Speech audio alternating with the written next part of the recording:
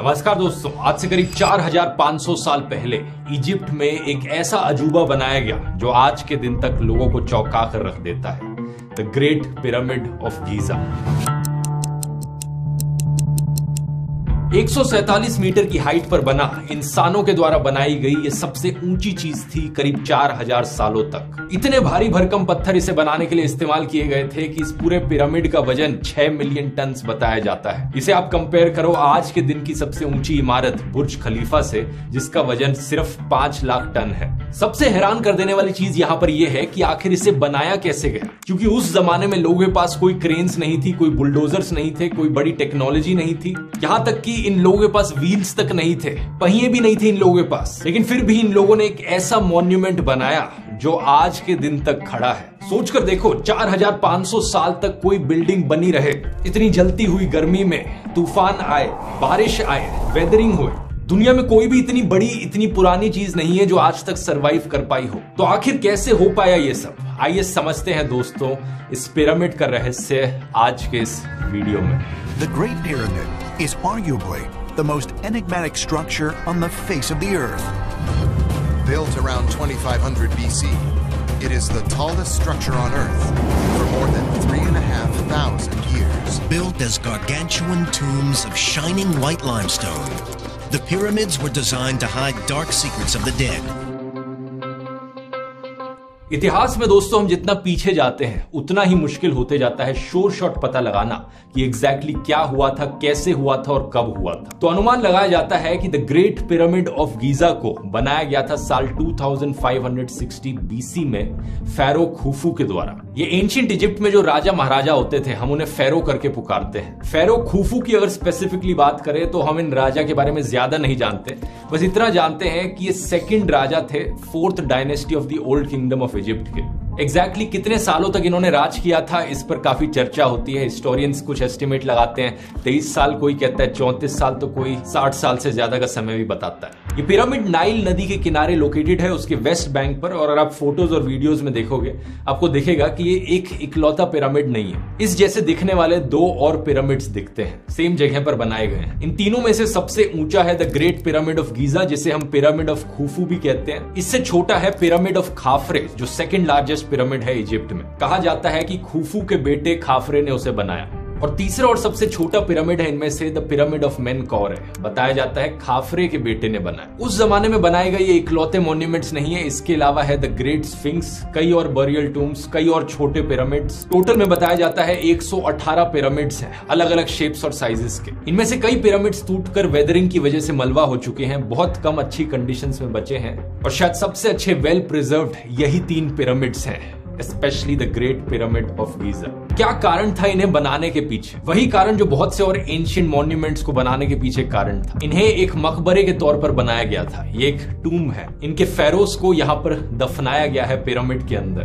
बात क्या है दोस्तों, एंशिएंट इजिप्शियंस आफ्टर लाइफ में विश्वास रखते थे। इनका मानना था कि मरने के बाद जिंदगी खत्म नहीं होती, बल्कि मौत के बाद हमारी आत्मा अंडरवर्ल्ड में जाती है, जहां पर भगवान हमारी आत्मा को जज करते हैं। जिन लोगों ने अच्छा किया है वो हमेशा के लिए जिंदा रहते हैं इस आफ्टर लाइफ में। और इस आफ्टर लाइफ के लिए प्रिपेयर करने के लिए जब इनके ये राजा, इनके फेरोज जिंदा थे तो ये अपने लिए टूम्स बनवाते थे। अपने लिए बहुत सा खाना, खजाना, ज्वेलरी, फर्नीचर, कपड़े, ये सारी चीजें वे अपने साथ पिरामिड के अंदर रखते थे कि आफ्टर लाइफ में काम आएंगे। तो इनके मरने के बाद इनकी बॉडीज को ममीफाई किया जाता था और वुडन या स्टोन कॉफिन्स में दफना कर रख दिया जाता था। अब आप पूछोगे कि ये हमें कैसे पता चला कि पिरामिड को इन्हीं चीजों के लिए यूज किया जाता था?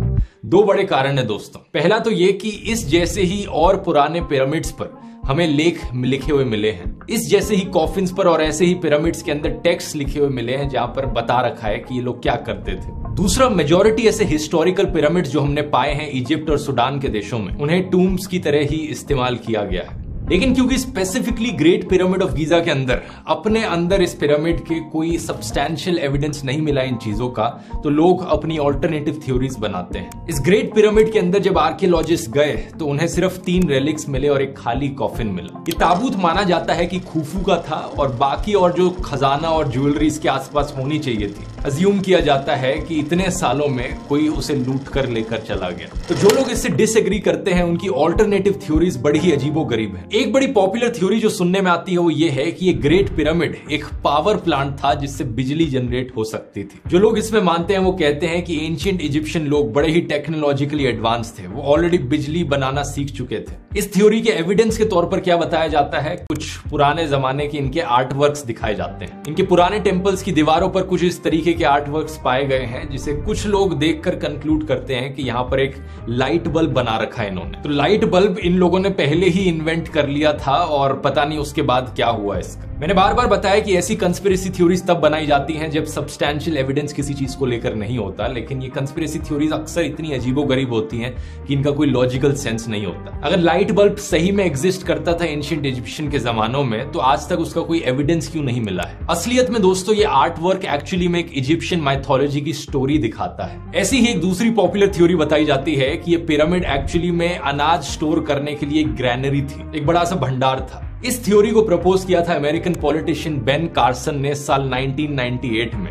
उनके अकॉर्डिंग ये उनकी पर्सनल थ्योरी है। इन पिरामिड्स को एक्चुअली में जीसस क्राइस्ट के फादर ने बनाया था।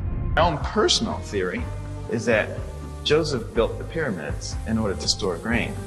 Now all the archaeologists think that they were made for the pharaoh's grave. अब यहाँ पर आप देख सकते हो दोस्तों दूसरा बड़ा कारण कंस्पिरेसी थ्योरीज बनाने के पीछे, जो कि है पॉलिटिशियंस के द्वारा रिलीजियस अपीजमेंट। तो एनीवेज ये चीज काफी क्लियर है, आज के दिन हिस्टोरियंस एक दूसरे से सहमत है इस बात पर कि ग्रेट पिरामिड ऑफ गीजा को एक मकबरे के तौर पर बनाया गया था। उस समय पर लोगों का मानना था कि जितना आलिशान मकबरा होगा, जितना ज्यादा हम खजाना रखेंगे, खाने के लिए चीजें रखेंगे, उतनी ही ज्यादा अच्छी बीतेगी हमारे राजा की आफ्टर लाइफ। लेकिन अब आते हैं सबसे बड़े सवाल पर, इन पिरामिड्स को एक्चुअली में बनाया कैसे गया। सही मायनों में देखा जाए तो यही एक्चुअली में दोस्तों सबसे मिस्टीरियस चीज है इन पिरामिड्स के बारे में। उस जमाने के लोगों ने कैसे यहाँ पर 137 मीटर ऊंची इमारत खड़ी कर दी जिसे इतने बड़े बड़े पत्थरों से बनाया गया है कि इन पत्थरों का अपने आप में वजन 2.5 टन से लेकर 80 टन के बीच में है। हर पत्थर को इतने बारीक तरीके से काटा गया है, इवनली काटा गया है, जब कोई काटने के लिए टूल तक मौजूद नहीं था। फिर इन पत्थरों को एक के ऊपर एक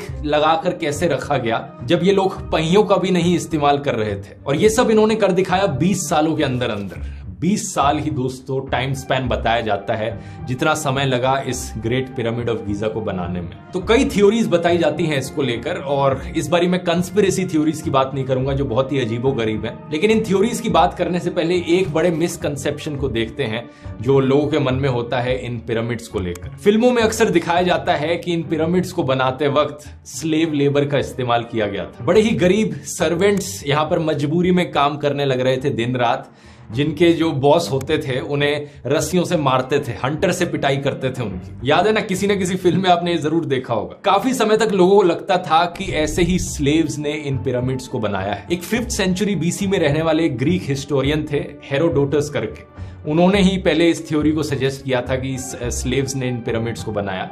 लेकिन आज के दिन हम जानते हैं कि एक्चुअली में ऐसा बिल्कुल भी नहीं था। जो लोग इस पिरामिड को बनाने के लिए काम कर रहे थे वो हाईली स्किल्ड लेबर्स थे। उनको भूखा रख के मारा पीटा नहीं जाता था, बल्कि उन्हें अच्छे से खाना खिलाया जाता था। इनफैक्ट इतने अच्छे से खाना खिलाया जाता था कि एवरेज इजिप्शियन सिटीजन जो उस समय में रहता था उससे ज्यादा हट्टे कट्टे वेल फेड लोग थे ये लेबर्स। ये लोग शहरों में रहते थे कंस्ट्रक्शन साइट के पास। इसके अलावा अलग अलग सीजन्स में इन्हें अलग अलग कम्युनिटी के मेंबर से सपोर्ट भी मिलता था, जैसे कि फार्मर्स, अगर किसान लोग खेती नहीं कर रहे होते थे, अपने फ्री टाइम में आकर कंस्ट्रक्शन में हाथ बटा देते थे। एक तरीके से पूरे किंगडम में रहने वाले सारे लोग काफी यूनाइटेड थे इस नेशनल प्रोजेक्ट के सक्सेस को लेकर। वो अपने राजा में बहुत विश्वास करते थे। टोटल में देखा जाए करीब 20 से 30 हजार वर्कर्स लगे इसकी कंस्ट्रक्शन में, जिन्होंने 10-10 घंटे दिन में काम किया इस ग्रेट पिरामिड ऑफ गीजा को बनाने के लिए।